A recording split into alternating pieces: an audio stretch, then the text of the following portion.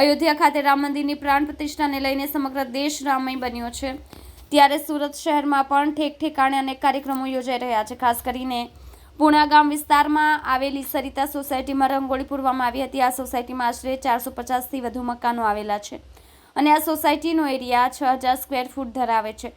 સોસાયટીની અંદરની જગ્યામાં સોસાયટીની માતા બહેનો દ્વારા રંગોળી દોરવામાં આવી હતી। પાછલા ઘણા દિવસથી રાત દિવસ મહેનત કરીને માતા બહેનો દ્વારા આખી સોસાયટીમાં રંગોળી દોરવામાં આવી હતી। ત્યારબાદ આ રંગોળીની અંદર ઝગમગતા દીવડાઓ મૂકવામાં આવ્યા હતા। વિશેષમાં સોસાયટીના લોકોએ જણાવ્યું હતું કે અયોધ્યામાં રામ મંદિરની પ્રાણ પ્રતિષ્ઠા થઈ રહી છે, જેના ભાગરૂપે આ સમગ્ર આયોજન કરવામાં આવ્યું છે।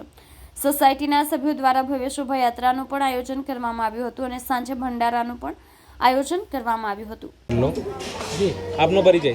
મારું નામ રોહિતભાઈ ભાલાળા છે અને સરિતા સોસાયટીમાં અમે રહીએ છીએ, કારગિલ ચોક, પુણા ગામ। અને અમે રામ ભગવાનનું ખૂબ જ હર્ષો ઉલ્લાસથી આવકારવા માટે આયોજન કર્યું હતું। તેમાં અમે ટોટલ 6000 સ્ક્વેર ફૂટની રંગોળી કરી છે અને એમાં સૌથી મોટો જો શ્રમદાન આપ્યો હોય તો સોસાયટીની મહિલાઓ, બાલિકાઓ, પુત્રવધુઓએ આપ્યો છે અને ખૂબ જ મતલબમાં દિલથી લોકોએ કામ કર્યું છે।